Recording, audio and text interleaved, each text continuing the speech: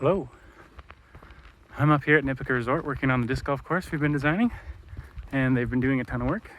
It's a beautiful day out, and I brought my discs in my new pound bag, testing out some of that MVP stuff I've been trying, and I figured why not show you guys the first hole, and I'll keep making some videos until we've seen all the holes.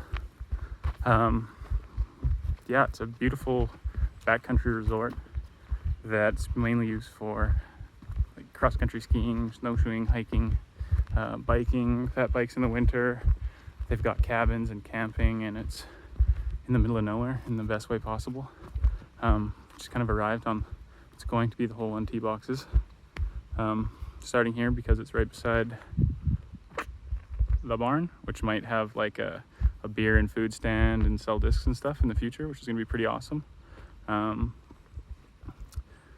Gonna show you what it looks like up the fairway, if I can figure out how to turn this guy around. There we go. It's just a straight tunnel shot. You can see the basket in the distance there. You can see the different sets of flags. Those are just going to be the shortest family tee, the middle amateur tee, and then they've just taken the Bobcat and scooped us out the plot that's going to be for the professional tee pad. The pro tee kind of leaves you at a slightly different angle, where it's kind of up the gap and finishing to hyzer. So I think we might end up moving it more tunnely because, you know, take the comfort shot away a little bit.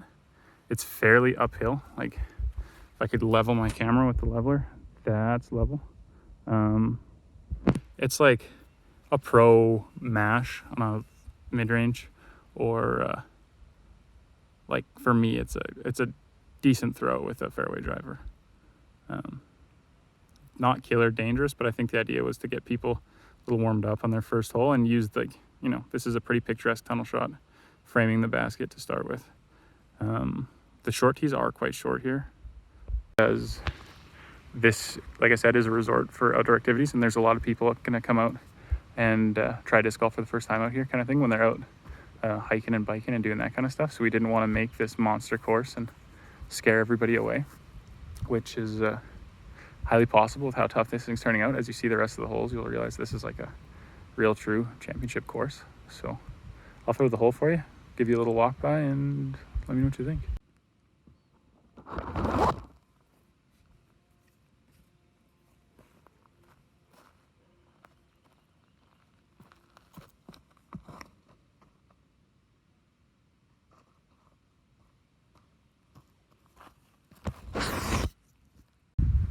Right, so you couldn't see that through my ass, but it's probably better you didn't. That volt is fairly flippy, even though it's brand new. It's a metal plate plasma.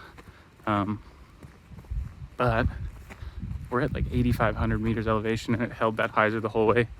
I thought it was going to sit up. I needed to hit a little flatter, but we did get out of the gap, I think, and avoided any of the danger. I'll flip you around again. You can see, like, if you miss right, it's actually fairly open here to the road. Like, there's easy reach outs. But if you're early and left, it's hell. You're never getting out. The early miss into here isn't bad because there's a couple of reach outs, but you're also very likely to get stuck in a tree and lost. Hey, I forgot I threw that. Threw my wrath from hole 15 coming back on a thumber to show one of the guests that you could throw overhand. Actually ended up all right. Still haven't found my drive yet. Was coming pretty hyzery, but it had the legs. Yeah.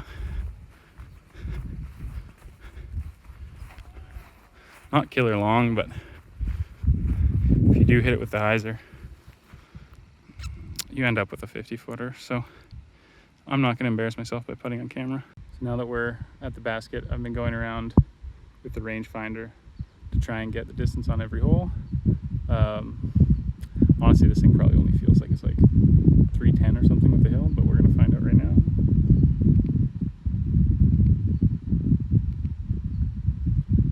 Yeah, 99 yards, so 297 feet. Not very difficult when you've got a driver, but if you mess that angle up, you could be in some trouble. There is also a ton of work going on up here today.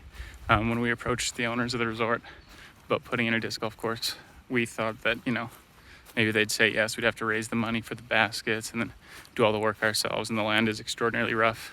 Thought we might be looking at a year or two before baskets got in the ground. The owners are actually super gung-ho on board, and they've been working for the last 2 weeks with heavy machinery, clearing fairways, pulling out dead trees, you know, pruning limbs and scraping the ground flat. They're going to grass seed it so it all looks like this beautiful meadow does, even though the rest of it's actually quite rough. Lots of junipers and little shrubs and shit in the way. Lyle's out today here on the Bobcat. You can see the dirt all chewed up. He ripped out a ton of underbrush on this. This is future hole 4, all the way down to the bottom. Cliffside on the right. This is a definite par 4. Not gonna do the range finding yet, but this was really densely treed, and they, you know, probably cut 15 trees and created a new flat pad for us. Miniho is out as well. Steve was on that guy. You can see the orange flag up there, making a flat elevated tee pad for future hole 15. Which is going to be this monster crush across the meadow, and then when he gets to the end, it turns hard left up into the junipers into a protected green. It's going to be a beautiful hole as well.